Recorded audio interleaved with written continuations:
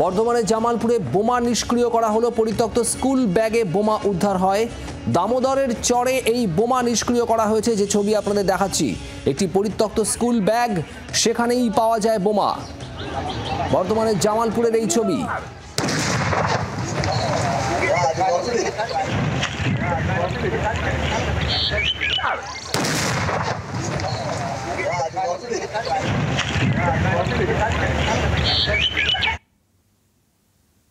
Exclusive ছবি আপনারা দেখছেন। বর্ধমানের জামালপুরে এইভাবেই নিষ্ক্রিয় করা হয়েছে বোমাটি। বোমা স্কুল ব্যাগের মধ্যে ছিল। পরিত্যক্ত স্কুল ব্যাগে বোমা কিভাবে এলো, এই বোমা কারা মজুত করেছিল, কোথায় নিয়ে যাওয়া হচ্ছিল, খতিয়ে দেখছে পুলিশ। আর এরই মধ্যে নিষ্ক্রিয় করা হলো বোমা। দামোদরের চরে নিষ্ক্রিয় করা হয়, সেই ছবি আপনারা দেখছেন এক্সক্লুসিভ। বর্ধমানের জামালপুরে এই বোমা নিষ্ক্রিয় করার ঘটনা। অরূপ লাহা আমাদের প্রতিনিধি রয়েছেন আমাদের সঙ্গে। অরূপ, সেই ছবি আমরা দেখাচ্ছি কিভাবে নিষ্ক্রিয় করা হলো বোমাটিকে।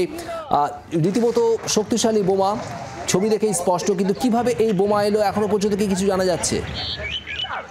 পুলিশ ইতিমধ্যে তদন্ত শুরু করেছে, কিন্তু ওই বোমাগুলো কে রাখলো, কেন ওখানে বোমা রাখা হলো, এইটা নিয়ে পুলিশ কিন্তু ধন্দে রয়েছে। কারণ জামালপুরের আগে এরকম ভাবে কোনো জায়গায় কিন্তু বোমা উদ্ধার হয়নি। গতকাল জামালপুরের দোষালী এলাকার অমরপুর যে কৃষি বিশ্ববিদ্যালয়, তার পরিত্যক্ত বাড়ির বিল্ডিং এর পাশেই বোমগুলো রাখা ছিল। তারপর একটা স্কুল ব্যাগের মধ্যে স্থানীয়রা প্রথমে সেটা দেখতে পায় এবং তারা পুলিশে খবর দেয়। পুলিশ যখন দেখে যে বোম, তারপরেই পুলিশ সিআইডি বোম স্কোয়াডে খবর দেয় এবং দীর্ঘক্ষণ জায়গাটিকে কার্যত বলা যায় কর্ডন করে রাখা হয়, যাতে কোনো মানুষজন না ঢুকতে পারে। পুলিশ প্রথমে বুঝতে পারে যে বোমগুলো তাজা বোমা, সুতরাং যে কোনো সময় বিস্ফোরণ ঘটলে ভয়ানক ক্ষতি হতে পারে। তারপর বিকালের দিকে সিআইডি বোম স্কোয়াডের টিম যায় এবং তারা খুব নিরাপত্তার মধ্যে দিয়ে সেই বোমগুলো দামোদরের চরে নিষ্ক্রিয় করে। পুলিশের পক্ষ থেকে যেটা বলা হচ্ছে যে বোমগুলি নিশ্চয়ই কোনো দুর্নীতি, কোনো দুর্নীতিমূলক কাজকর্মের জন্য বোম রাখা হয়েছে। শুভজিৎ, ধন্যবাদ অরূপ।